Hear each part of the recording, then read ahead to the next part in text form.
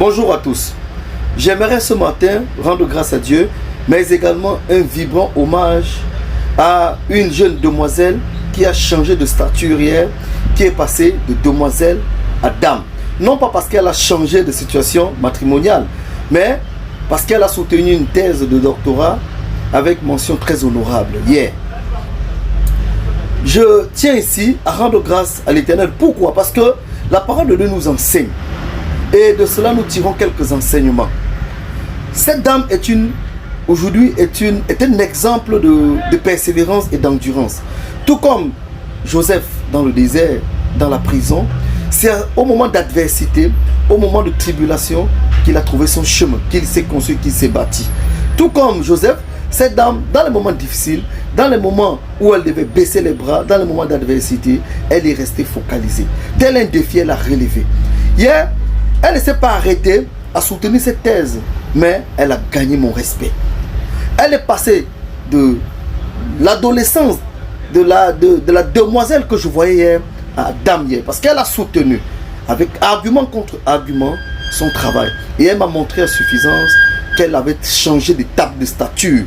Elle était passée dans un autre monde, dans une autre atmosphère. Et cela, je lui rends grâce.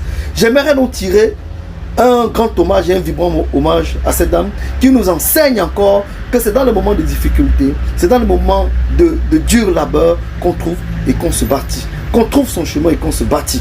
J'aimerais donc interpeller et appeler à tous ceux qui sont fatigués de ne point lâcher, de ne point baisser les bras. C'est à ce moment alors que le vrai miracle opère. C'est à ce moment où tu veux baisser les bras que Dieu vient te tenir la perche, te tenir debout. C'est à ce moment véritablement que tu peux mesurer le chemin parcouru, que tu peux tirer la leçon, les enseignements de toutes les difficultés, de toutes les barrières, de tous les échecs que tu auras surmontés. Cette histoire nous rappelle la vie d'Abraham Lincoln. Beaucoup s'en souviennent. Président emblématique des États-Unis. L'un des meilleurs présidents que les États-Unis aient connu. Il est passé d'échec en échec, de difficulté en difficulté, de traumatisme en traumatisme. Il a perdu ses enfants, il a perdu sa femme, il a échoué à presque tout ce qu'il a touché. Mais il n'a pas baissé les bras, il a tenu bon. Et cette persévérance, cette endurance a fait de lui l'un des meilleurs présidents que les États-Unis aient connu.